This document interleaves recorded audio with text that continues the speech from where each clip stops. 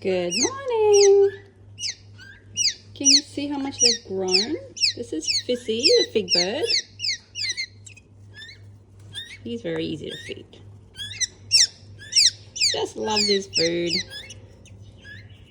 Ooh. Almost at the self-feeding stage, which is why I've got the food down there on the tray.